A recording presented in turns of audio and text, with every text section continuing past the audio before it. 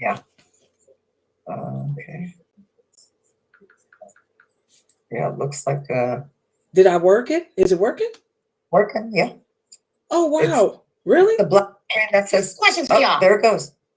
The Wait. first. No, not that. Nope, I'm I not see playing that. nothing. Hold on. Let me. Okay, let me redo this. Hold on. What is your religion? No, restart. It should be just the fire thing. Well, now you should see me. Oh, Now it says when I clicked it, it says wait a minute. Let me take my. it says diluting. You should see me. Wait a minute. Let me take this off. Let me try this. Where's my phone? Google. Is Hold on. Wait Wait a minute. I can see you on YouTube. I mean, on Sunnahfollowers. There. Okay. Heroines Yeah, of Layla, I Islam. You see should you. see me. You see me? I see you. Okay. I see. Okay. There it is. Okay. And yeah.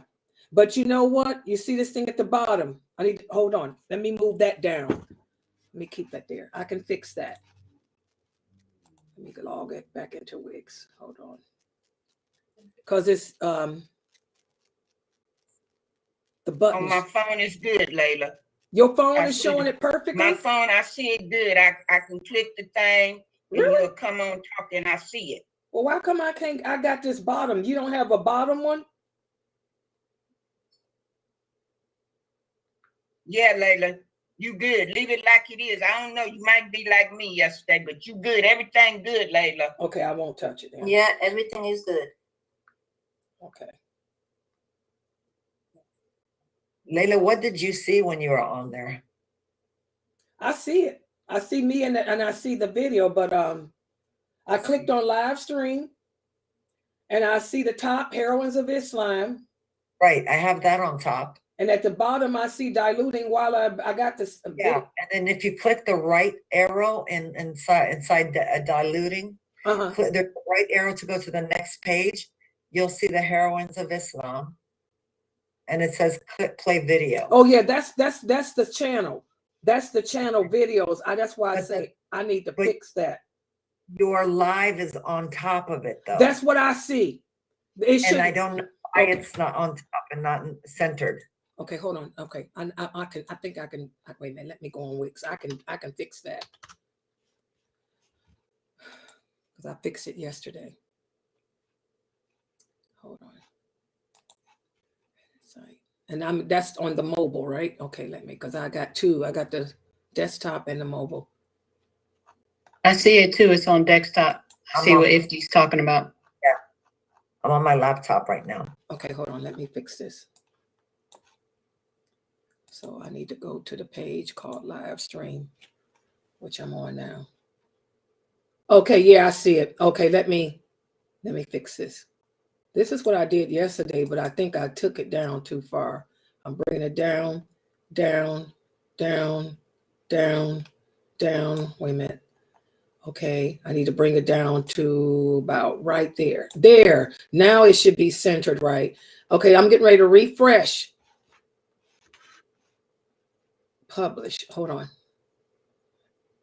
See, okay, y'all rejoin it and see what y'all see now, because I refreshed it. Come out and open it back up again. Okay, there you go. Is it right now? It's right now. Yeah. Live stream. Now it's live. Yeah. Okay, that's the desktop. But now I got to fix it the same way. So the desktop is fine, y'all say, right? Okay. Yes. Okay, now I got to do the, now I'm going to do the phone. Okay. All right. Same thing. Just come down, down. Okay. You know what? For the phone. Yeah, I know. The phone is a little different, but I'm fixing it. I'm bringing this down. This should go here. This should go, wait a minute, down, down. Come on, phone. Phone is a little different here. Uh-oh, come on. Back, Layla. There you go. Bring it down, down, down. Right here on the phone. Let's see. Okay, and I'm getting ready to publish it for those of y'all on the, oh, wait a minute. Let's put this up here. Move that button for here. Come on, you got it. Get the button and move it here.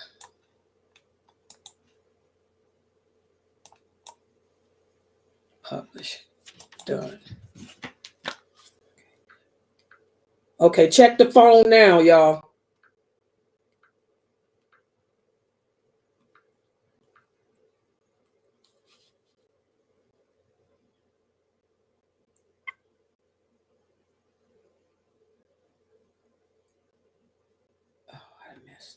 I messed it up on the phone. Oh, no, I didn't. Wait a minute. Where is it at? That's it? Where's the phone? The phone is hard for me to do, y'all. Oh, there it is. There it is. It's there. Oh, okay. It looks even better on the phone. Wow. Okay. I fixed it. It's on the phone. Fine. Look at the phone now, Fresno. Well, you had said yours was fine, but now it's perfect. I just want to bring this Heroines of Islam, bring this button down just a little bit more. Okay, so now the phone has the video at the top and my channel at the bottom. All right. Publish. So we should be good. Okay, and now I'm logging out of there. I'm going to the desktop just to make sure. Yeah, desktop is nice. Whoa, it looks good. Maybe move that button. Hold on. Y'all know I'm a perfectionist. That button for home's got to be moved on the desktop. Hold on, I'm doing it.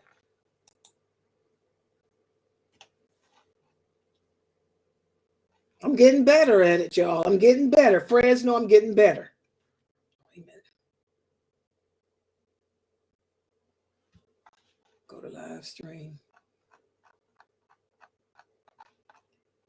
Page, live stream.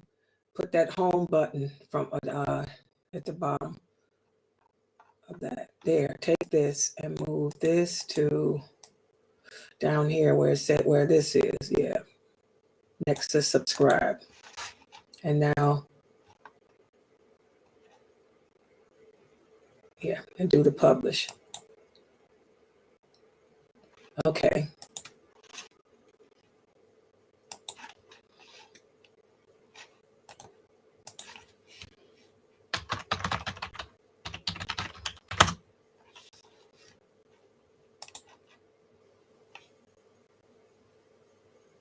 Okay, y'all see for those of you on the desktop, you see how I put that home button down? That's perfect.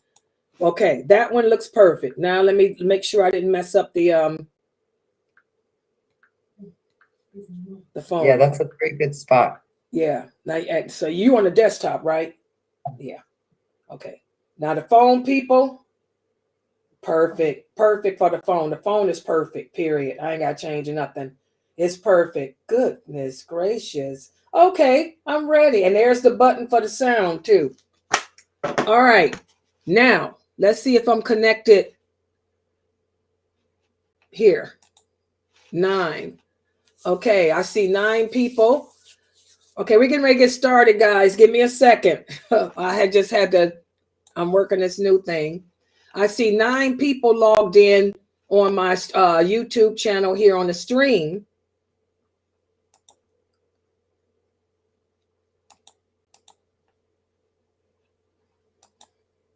There we go. And now it says 7.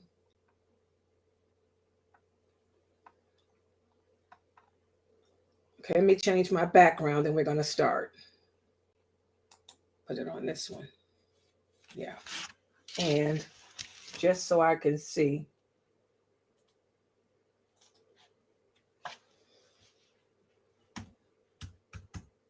Mm-hmm.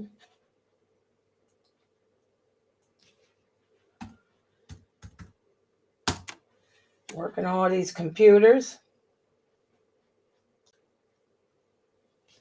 7. I want to see if it's going to show me joining. I'm showing 7 on YouTube. Now that I'm joining live on my computer, I want to see if I'm going to show up as number 8.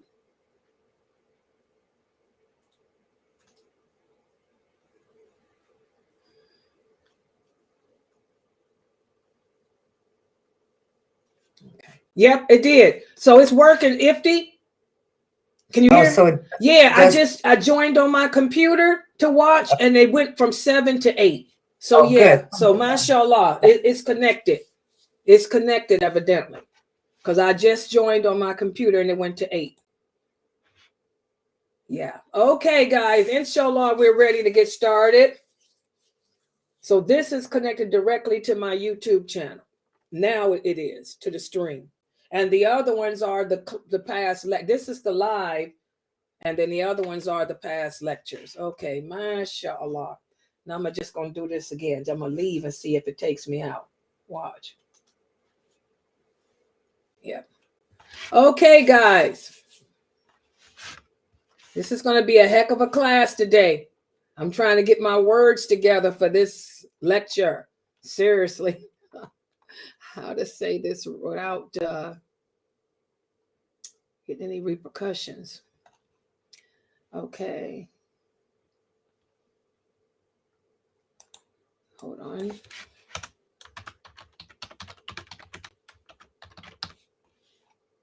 Okay.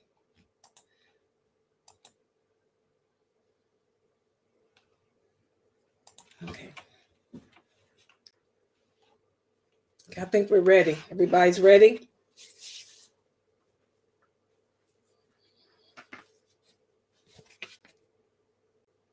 Oh, I'm sorry. Okay, I got to put it in the other groups. I forgot. I got so caught up in this, guys. I forgot to add it to the other groups. Hold on. I'm doing it now. Oh, I'm sorry. And what's the polygamy group? I'm coming in there now.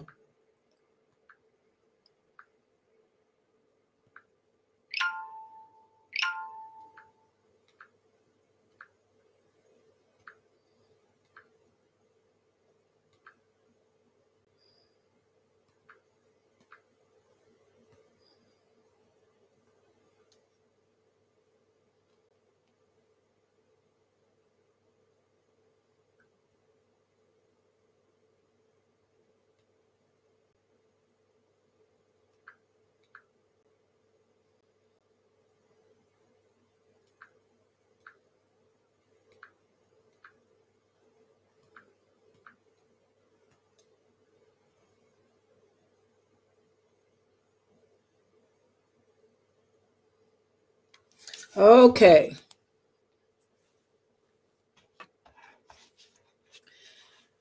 Oh, let me start this off with this. She was a slave, born from Egypt and given to the Prophet, peace and blessings be upon him, along with her sister by the governor of Alexandria. She would later give birth to the Prophet's son, who he named Ibrahim. Her name is Mariya al-Qibtiyya. Join host Layla Nashiba on the hit series Heroines of Islam every Monday and Wednesday 9 p.m. Eastern right here on Sunnah Followers.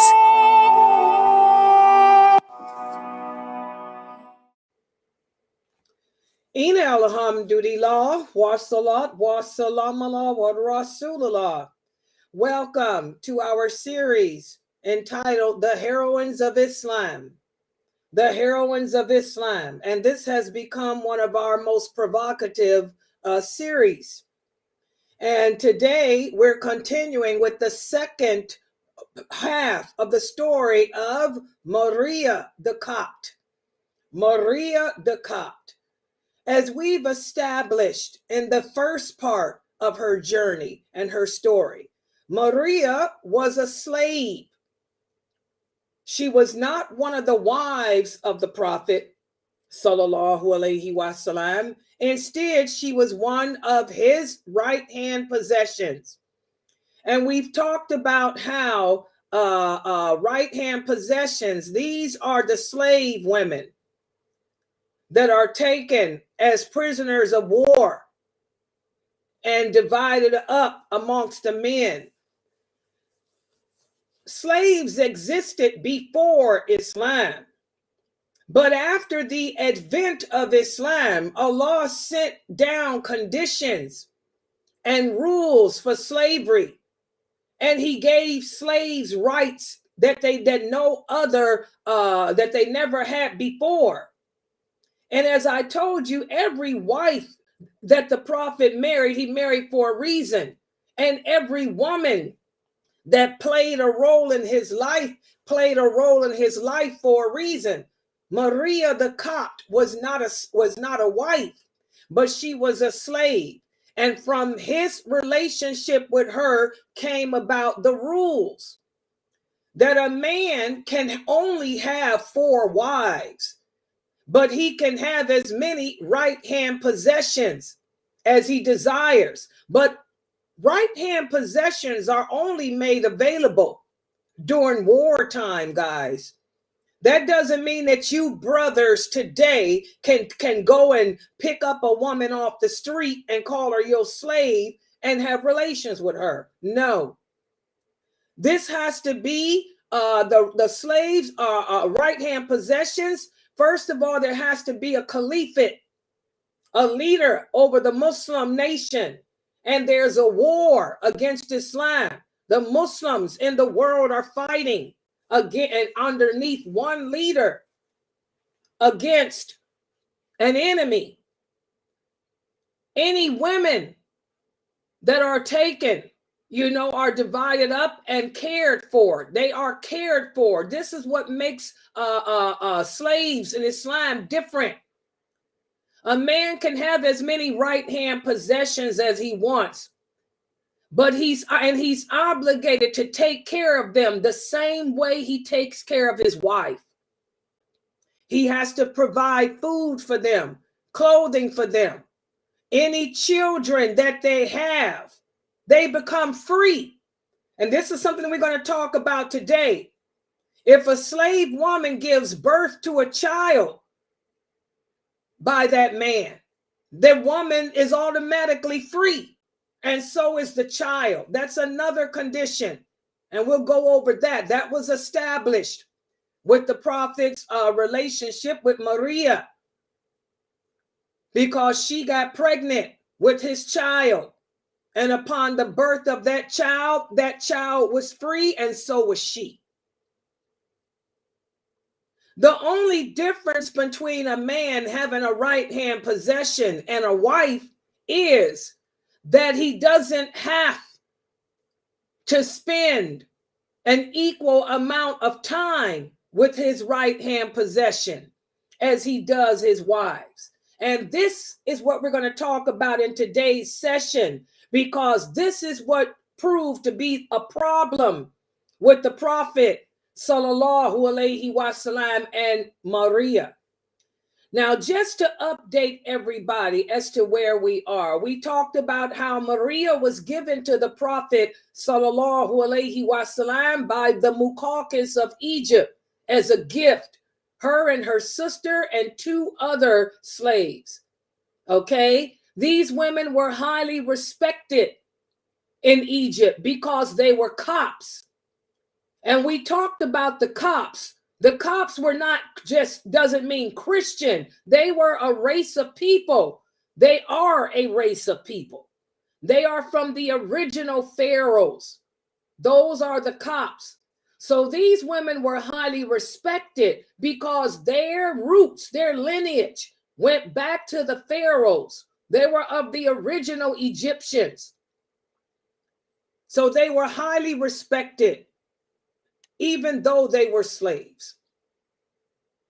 So the Prophet Sallallahu Alaihi Wasallam received Mariya and her sister and the other 2 women as a gift, and he gave her sister to one of the eminent companions and the other 2 to 2 other eminent companions, and we'll talk about them later. He kept Mariya for himself. She was extremely beautiful. And she and her sister and the other 2 women had converted to Islam. So they were not Christians. You will hear a lot of people say that the prophet married a Christian. No, he did not. All the prophet's wives were Muslim. And again, Mariya was not a wife. She was a slave. And she was not Christian either. The prophet didn't have any Christian slaves or Christian or Jewish slaves. all his women that he was involved with were Muslim. And we're going to talk up next time about another slave he had named Rayhana. She was Jewish, but she was Muslim too. He never married her either. So there were 2 slave girls that the prophet had, Mariya and Rayhana. But today we're going to speak about Mariya. So when the Prophet ﷺ received her, he knew because of her beauty that Aisha and his other wives would be extremely jealous of her. And Aisha tells us in her own words that when she heard that the Muqawqis had sent a slave girl as a gift to the prophet, she didn't care. It didn't bother her because she figured, being that she was from Egypt, she was nothing for her to be intimidated by. Because again, she pictured her as just being someone, a slave girl, not attractive or something. So it didn't bother her. And so the Prophet ﷺ had Mariya live because again, a man doesn't have to provide a home for his slaves. She can live with whomever he wants her to live with. When the prophet first brought Mariya back, he knew that none of his wives would want her living with them. Okay, because he knew how jealous his wives were. So he had her instead stay with another companion. Okay. As Mariya was staying at this home of another companion, another slave who was a eunuch who was sent as a gift to the prophet would take care of her because he took care of her and her sister when they were in Egypt.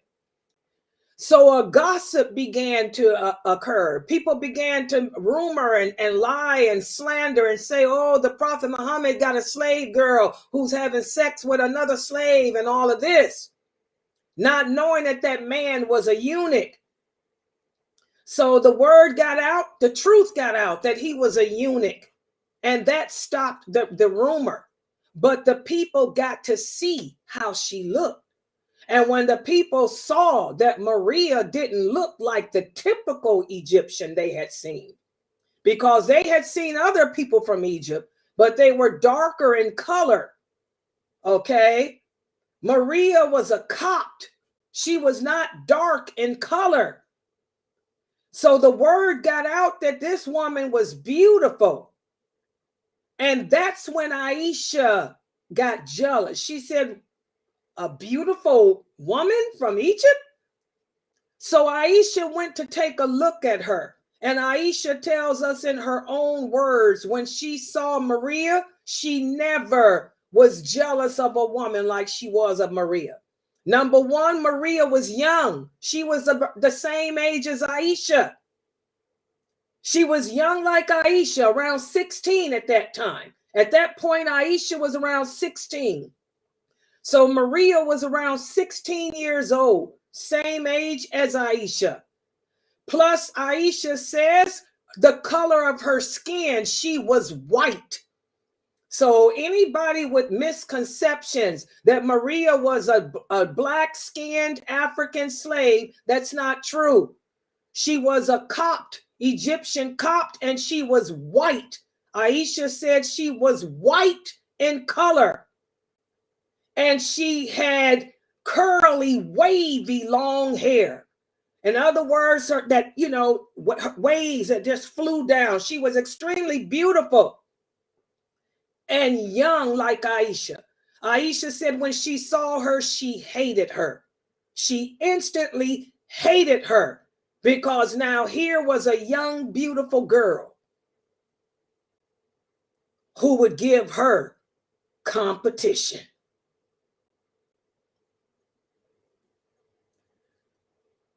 So when Aisha and Hafsa and all the other wives got a look at Mariya and saw how beautiful she was, they all were jealous. And so to prevent Mariya from being abused by them, the prophet moved her. He kept moving her to different homes of different companions. Because remember, at the same time, he had just married Sophia. Sophia was Jewish and had converted to Islam. He had Sophia as a wife, and he was dealing with that fitna from Aisha and them. And also he had Maymuna. He had just married Maymuna. And he also had Habiba, who had just arrived from Abyssinia. So the prophet had his hands tied with all his wives. But he was smitten by Mariya. Mariya had his heart. She really had it. So he tried to keep her away from the wives, and he sent her from to different homes. And then finally, he moved her out to the suburbs of Medina to try to keep her away from the fitna of Aisha and Hafsa. And after the second year of being with the prophet, Mariya became sick, and she didn't know what was wrong with her. You know, she thought maybe it was her homesick, because she was homesick for Egypt. She never really liked Medina. She was from the Nile. She missed the beauty of Egypt. She missed the climate. She missed the Nile River. She missed the fruits, the pomegranates, and all of that. So she thought she was just being homesick. But it was her sister that told her, "You're not homesick, you're pregnant." And that's where we stopped off the last time. And today I'm going to pick up from that. And I'm going to tell you some things that other Daya won't tell you, okay? And I want everybody to understand the Prophet Muhammad sallallahu alaihi wasallam was a prophet and a messenger of Allah. But he was also a man. He was also a human being and a man. The Prophet Muhammad sallallahu alaihi wasallam told us in a beautiful hadith, "I'm just a man. Obey me when I tell you to do things in regards to this religion. But outside of this religion, understand that I can make mistakes. Understand that I am just a man." You're going to learn today about a big mistake that the prophet made. And that mistake was so humongous that it led to him boycotting his wives for a whole month. And it also led to him divorcing Hafsa. But he took her back after Allah told him to. Okay? Because of a manly mistake he made in regards to Mariya. So let's put the PowerPoint up on the screen and let's get into it. Okay, hold on. Let me screen share. I didn't screen share. I'm sorry. Okay. Inshallah, you guys can see this. Okay. Oh, come on, computer.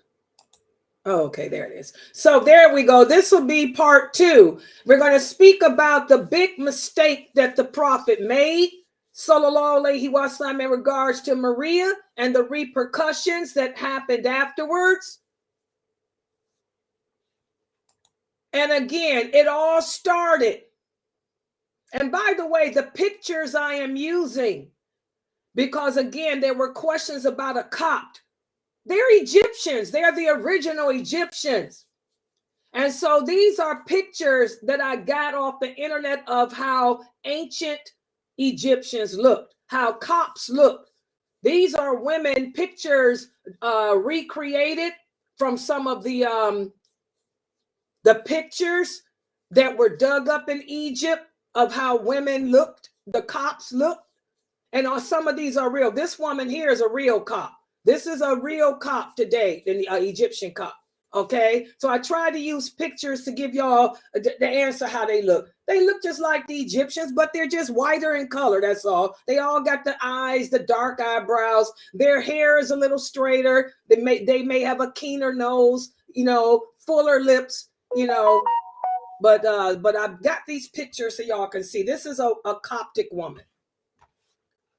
So as we talked about last time, after being with the prophet for 2 years, Mariya became aware of the signs of pregnancy, but she thought that this was just her imagination.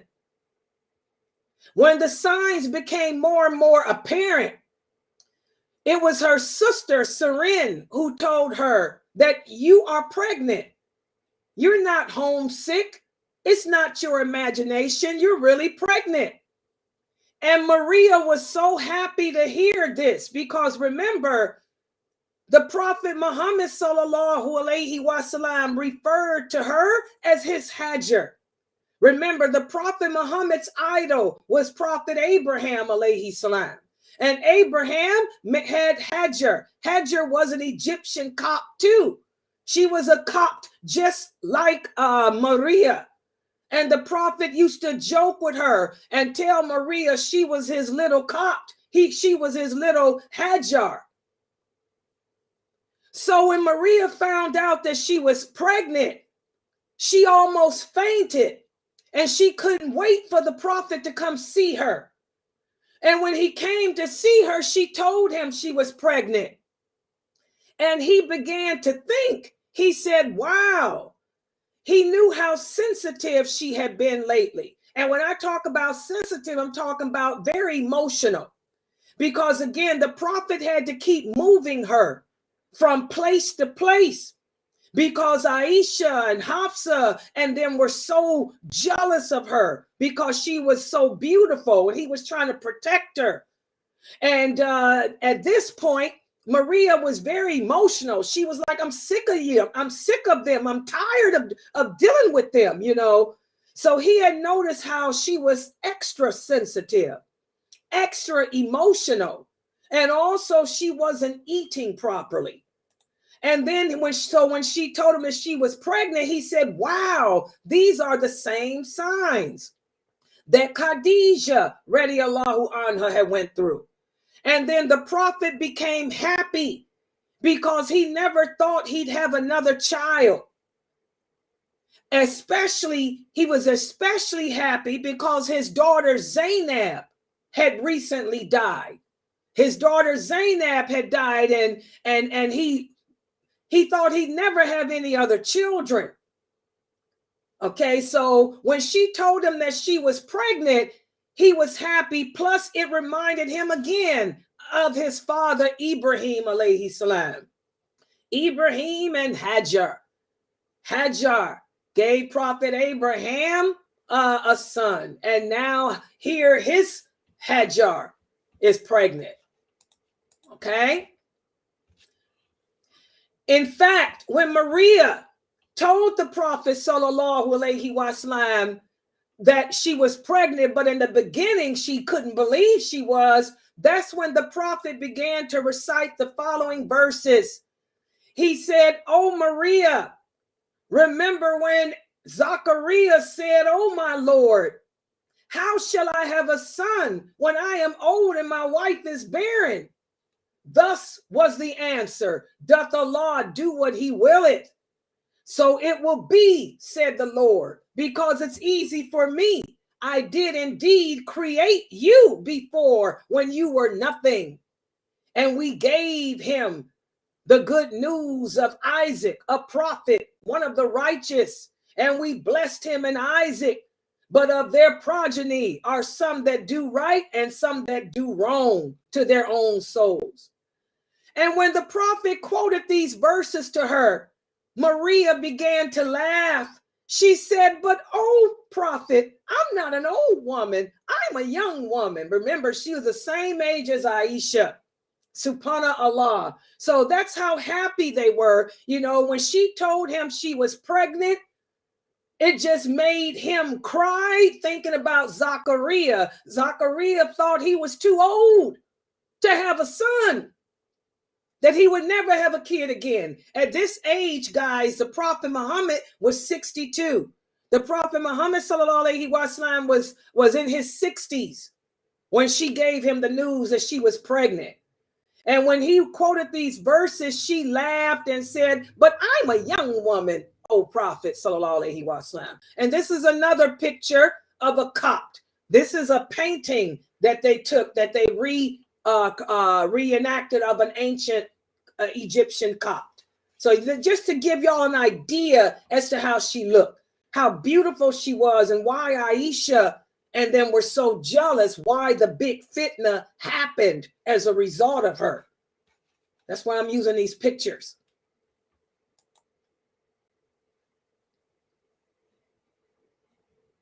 This is a Coptic woman today. This woman here is an Egyptian Copt.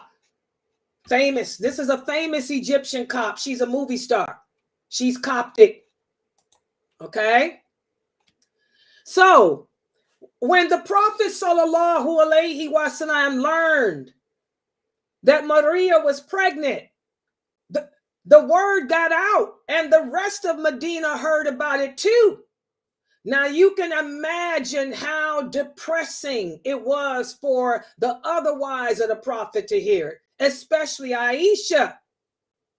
Remember, guys, Aisha was a virgin when she married him, and she was young when she married him, and she always wanted to have a child. She wanted a child so badly.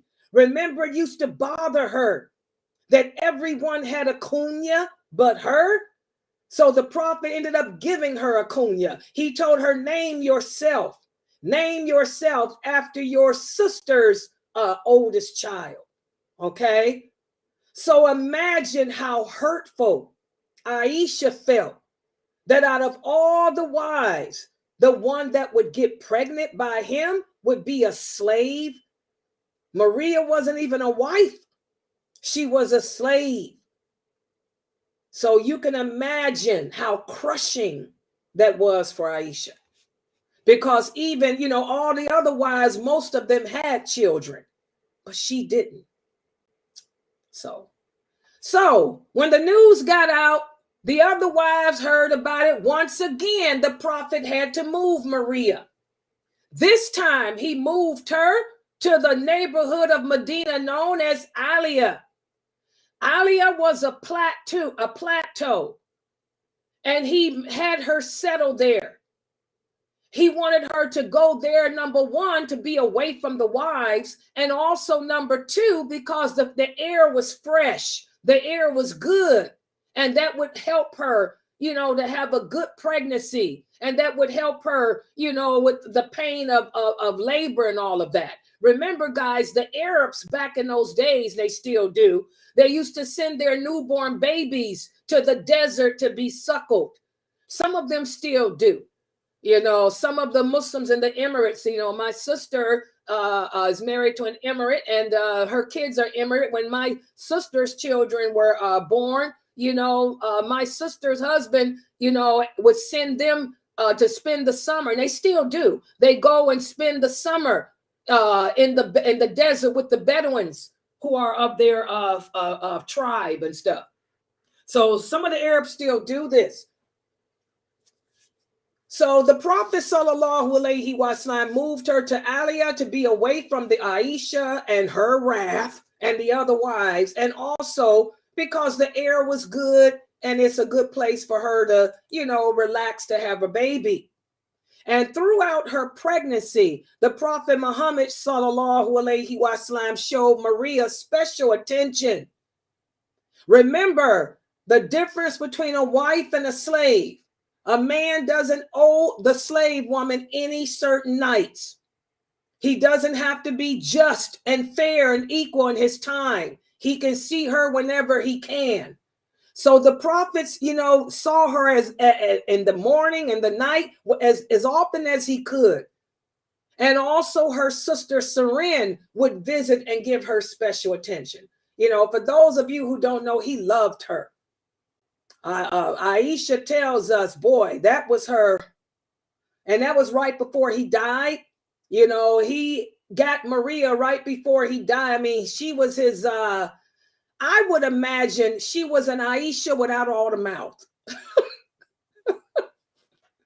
And that's how I view Mariya. I mean, she was young like Aisha, playful like Aisha, but she was trained in the service of being a slave. So Mariya knew how to satisfy. She knew how to satisfy. This is important. She knew how to satisfy a man because she was trained. She was one of the slaves of the Muqawqis.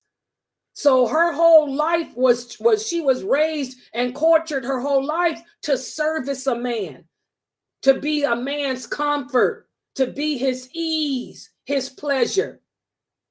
So I imagine her as being an Aisha without all that mouth and feistiness.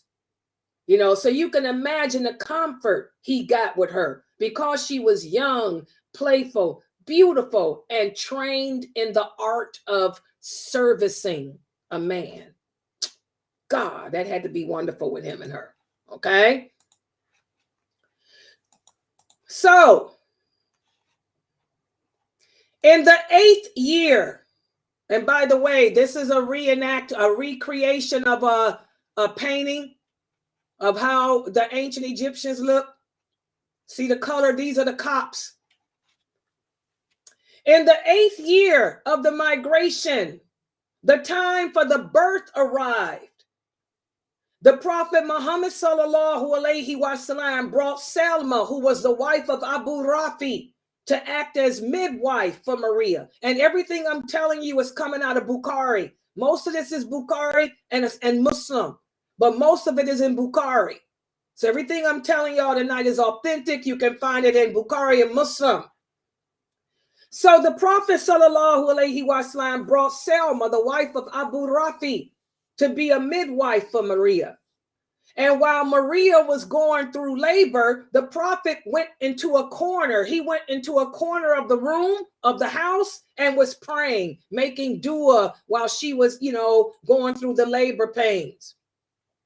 After she had given birth, Rafi took the child and gave it to her husband. And her husband then handed the child to the Prophet. And the Prophet sallallahu alaihi wasallam was so happy because he was holding in his arms a son, a beautiful, handsome son. The Prophet was so happy that he gave a slave to Rafi as a gift. And then he ran to Mariya, and congratulated her and told her, guess what, Mariya, you are now free. And this is when a rule came about. This is the rule in Islam. If a man has a slave woman and that slave woman gives birth to a child, she is automatically free, and so are the children. That's the Islamic law, guys. Any Jariya who gives birth to the child of her master, she becomes free. And the child is born free. So the Prophet sallallahu alaihi wasallam announced that to Mariya. He said, you are no longer a slave now. You're free. And this child is free. And the women of the Ansar competed to be the wet nurse for Ibrahim. Because, of course, Mariya was the Prophet's Hajar. So what did he name the little boy? He named the little boy Ibrahim after his role model, Prophet Abraham alayhi salam. So the Prophet sallallahu alaihi wasallam hired a wet nurse, not only to take care of Ibrahim, but also to show Mariya that she was a free woman. And he also announced it to the wet nurse. Mariya is not a slave. She's a noble free woman. In fact, this is what he said, and this is the hadith. It's in Bukhari. The Prophet sallallahu alaihi wasallam said, if a slave gives birth to the child of her master, with the death of that master, even if he did not previously set her free, the woman will be free. So again, every woman that the Prophet sallallahu alaihi wasallam had a relationship with was for a reason.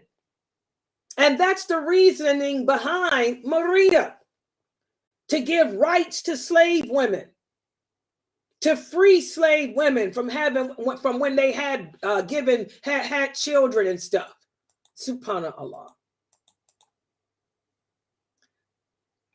And the wet nurse who took care of the baby was a woman named Saif. And the Prophet sallallahu alaihi wasallam gave her 7 goats in return for her services. Also, on the 7th day after the birth of Ibrahim, the Prophet sallallahu alaihi wasallam sacrificed a ram. And Abu Hind shaved Ibrahim's head. And the Prophet sallallahu alaihi wasallam distributed silver to the poor of Medina equal to the weight of the hair. And then he buried the hair in the ground and announced to everybody that the son was named Ibrahim. And that's the Akika. That's where that tradition of the Akika comes from, guys. You know, that's where the tradition that we do of an Akika comes from. This is what the Prophet sallallahu alaihi wasallam did upon the birth of Ibrahim. Okay.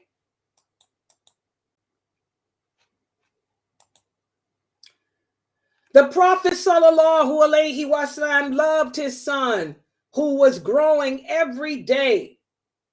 The Prophet loved him so much that one day he decided to take his son to meet Aisha.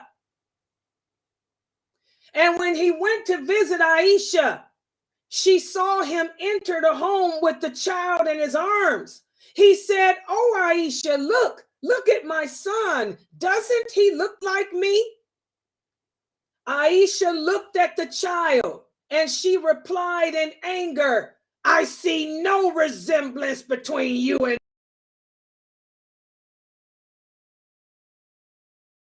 he." Prophet sallallahu alaihi wasallam knew that Aisha had been offended. And so he took his son and immediately left and never brought him back around her.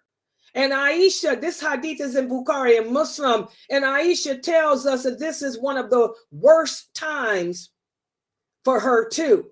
Because when she thinks back to it, how mean she was and how cruel she was, how she allowed her jealousy. She said, when that little boy did look just like the Prophet, she said Ibrahim did look just like him, but she was so young, so petty, and so jealous that all she could do is yell, "He looks nothing like you." And she said the Prophet never, ever, ever brought Ibrahim around her anymore.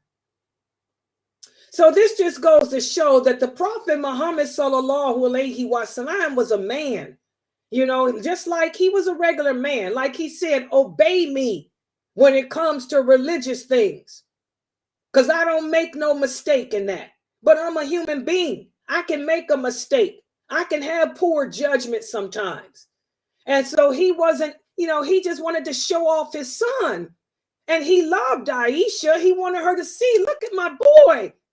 You know, but he forgot that maybe it would bother her that Allah didn't have her be the mother of his son. You know, so Aisha says that he never brought Ibrahim back around her no more after that. Okay. Now we're going to get into some stanky stuff right here. And I want you guys, a lot of people, when they teach the story of Mariya, they sugarcoat around this. They skip coat around this. Some people don't even mention this, but it's in the hadith, it's in the Quran. I'm going to mention it. But before I go into detail about this, I want y'all to again understand the Prophet Muhammad sallallahu alaihi wasallam was a man. He made no mistakes when it came to this deen, this religion. But he was a man married to some of the most beautiful, headstrong women on the planet. And he was able to juggle them all. He was juggling Sophia, who was being oppressed by everyone because she was a Jew. He was juggling the fact that he was married to two warriors, Salama, the cousin of Khalid bin Walid, and Maymuna, who was a ninja. He was juggling the fact that Habiba had just been reunited with him. He had been married to her for 5 years, but hadn't been able to be with her until now. Also, Zainab and her competitiveness with Aisha. And Aisha and Hafsa and their plotting and planning to hurt others. He was juggling all of this. And at the same time, dealing with the Quraysh. At the same time, conveying the message of the truth to the people. He was just a man. So I want you guys, when I go into this happening right here, do not allow yourself to try to say anything or think anything badly about the Prophet, sallallahu alaihi wasallam, because he's the best man ever created. He's more sensitive than your man could ever be. And nobody is perfect.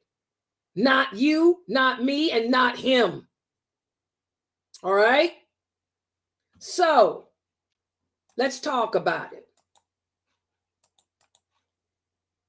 One day, and we talked about this when I did the story of Hafsa. One day, the Prophet, sallallahu alaihi wasallam, went to stay in the home of Hafsa. He knew that Hafsa wouldn't be there, so he brought Mariya with him. Again, Mariya was not his wife. Even though he had freed her, she was still his slave. Okay? So he went to stay at Hafsa's house, and he had Mariya with him. And he didn't think that Hafsa would come back anytime soon.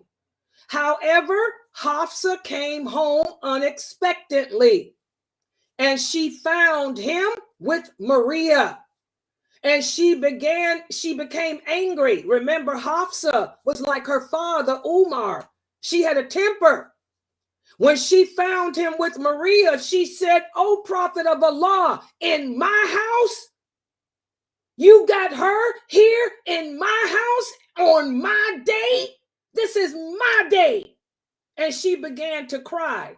Now, remember when we did the story of Aisha radiallahu anha, Aisha told us the rules for polygamy.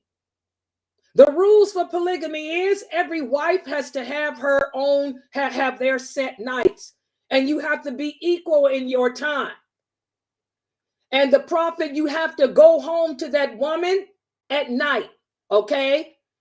After Maghrib, the Prophet would go, after Asr, he would visit all his wives just to check on them. The hadith about the Prophet making rounds. The Prophet Muhammad sallallahu alaihi wasallam would make rounds with all his wives in one night. That doesn't mean he was having sex with them like some people think. No, because Aisha tells us the rules. He made rounds every night to check on each wife, to see if they needed anything. And whoever's turn it was at night, he would save her for last. Okay?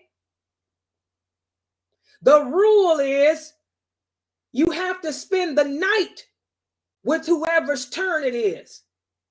But you can visit whoever you want to in the day. The night belongs to that wife. But the day is yours. You can spend with whoever you want, but there's a catch. No sex. Remember that? And this is Bukhari and Muslim. Aisha said that the Prophet would not have sex with them. If it was my night, you cannot go visit her and have sex with her. You can only have sex with the woman whose night it is. Y'all understand that? That's the rule. That's the rule. That was the rule of the Prophet, sallallahu alaihi wasallam. Well, Mariya was not a wife. She was a slave.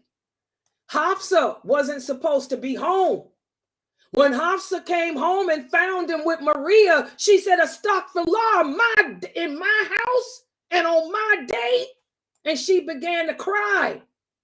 And so to comfort her, the Prophet sallallahu alaihi wasallam said, I'm sorry. He said, I made a mistake. He said, I tell you what, Hafsa, since I did what I did, Mariya is no longer lawful for me. She's haram for me. I can never touch her again because I broke the rule. So to make Hafsa calm down, because she was erratic, you know, she get to hitting. He said, wait a minute, I broke the rule. I admit it. I promise. From this moment on, she is unlawful for me to touch. Since I broke the rule. Because you ain't supposed to have sex with no woman if it's not her night. He said she's haram for me from this moment on. Okay? Hafsa, she said, I want you to swear it. She said, swear to me that you will never, ever, ever touch Mariya again. So to appease her, he swore an oath to Allah. He said, I swear by Allah, I will never touch her again. She's haram for me. He said, just don't tell nobody. He made Hafsa promise that she would keep the secret.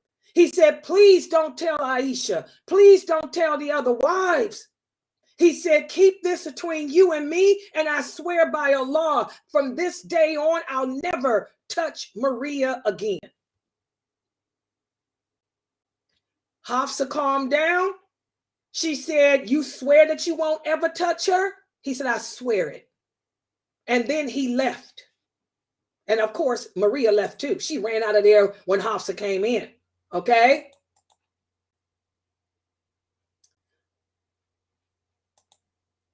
After the Prophet, sallallahu alaihi wasallam, left, Hafsa broke her promise. What did she do? She ran to Aisha and told Aisha what happened. She said, oh, Aisha, praise be to Allah. We don't have to ever worry about him being with Mariya anymore because I caught him at my home with her and he swore an oath to Allah that he would never, ever, ever touch her again. So we don't have to worry about Mariya no more. When the Prophet Muhammad sallallahu alaihi wasallam learned that Hafsa broke her promise and told Aisha, Aisha then went and told Zainab, her enemy, and then she went and told the other wives. The Prophet was so angry that that's when he swore that he would not go near any of his wives for 30 days. And that's when this verse of the Quran was revealed. Allah sent down the words saying in the interpretation of the meaning, O Muhammad, why do you hold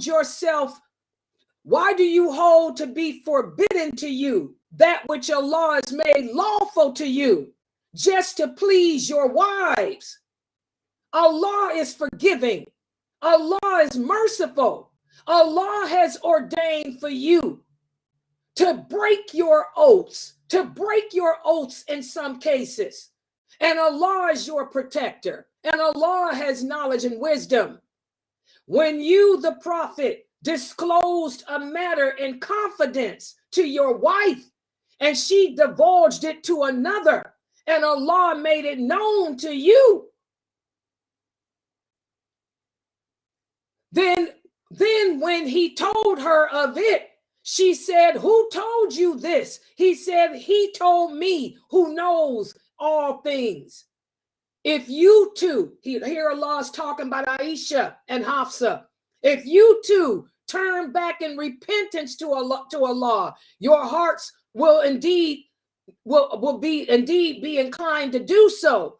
But if you back up each other against him, truly Allah is the protector of him. And so is Jibreel, and so is every other righteous human being. So these verses of Surah Tahrim, verses 1 through 4, were sent down as a result of this. Because Hafsa broke her promise and told Aisha, who told the other wives. And here Allah is letting the Prophet Muhammad know, why would you make an oath, swear to do something that's lawful for you to do? And Allah is letting the Prophet know here, I dissolve your oath. I don't hold you to that oath. Maria's yours. You can be with her.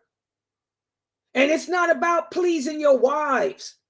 And also that's when Allah goes on to say, if you want, I can replace you. He tells the wives, I can replace you with better women. I can give him wives better than all of you. So that's why those verses were sent down. And as a result of this, the Prophet had divorced Hafsa. He was so angry at Hafsa telling the other wives that he divorced her.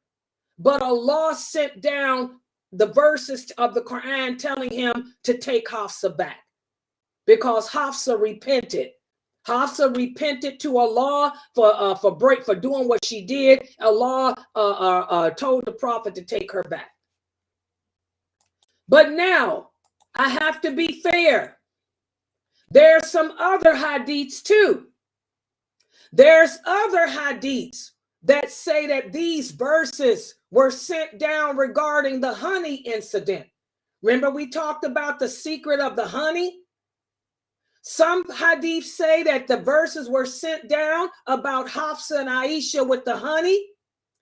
Other hadiths say that these verses were sent down about Mariya and Hafsa and Aisha. And then there's other hadiths that say that Allah sent these verses down because the wives also wanted to live material lives. And then we have other hadiths that say it was a combination of all these things. The bottom line, Allah knows best. I tend to think it was all of these things, because the Prophet was dealing with a lot of fitna from his wives at this point. I think it was all of the above, not just the honey, because the honey happened right before this. And then here's Mariya. And it was right after Aisha wanted to have decorate her house like the king of Persia. I think it was all those incidents. But Aisha radiallahu anha tells us in her own words, those verses were sent down regarding her and Hafsa. And she said she was so ashamed about what happened. That's why Aisha won't give us the direct thing of what it was. I think it was the Mariya and being a woman. Y'all know Aisha won't talk about it. All Aisha would tell the companions when they ask her about those verses is, yeah, it was me and Hafsa and a secret. But she wouldn't go into detail about it. She never would tell the details because she felt bad about it. She was ashamed. I believe it was really the Mariya. But that's what happened. You know, but I have to be fair. There's hadiths that say it could be any of those. It could have been a combination of them all. Okay. So again, the Prophet Muhammad sallallahu alaihi wasallam is a man. Okay. And so like he said, I make mistakes. I'm not perfect. You know, dealing with women, one woman is hard enough. When you got a bunch of strong-minded, 11 strong-minded warrior women, and they all beautiful. And they all got big mouths. And here you got a slave girl who's trained in the arts of pleasing her man. And she's young and innocent and beautiful. He had his hands tied. SubhanAllah. Slave girls didn't have their own home. They lived with people. Well, Hafsa was gone that day. She wasn't home. Let's go. It's my house. I pay the rent. Come on, babe. I mean, A man is a man. I mean, come on. And the Prophet Muhammad sallallahu alaihi wasallam would never, ever, ever deliberately, intentionally hurt any woman. That's the difference too. You know, he would never, ever, ever deliberately hurt Hafsa or anyone else. He did not know that she would come home. He thought that she would be gone for a while. It was his home. Mariya was his slave. Okay? It was just a mistake. We all make them. Bad judgment. We all make them sometimes. All right, so I'm going to stop right here for tonight. When we meet again for this class on Wednesday, I'm going to do the conclusion. What happened after this? What happened after this incident? What was the relationship of the wives with Mariya after this, when Allah sent these verses down telling them that he can replace them with better women if they don't stop giving the Prophet a hard time? We'll pick it up on Wednesday. All right. Subhanakallahumma wa bihamdika ashhadu an la ilaha illa anta astaghfiruka wa atubu ilayk. Are there any questions or comments? Any questions or comments? Go ahead.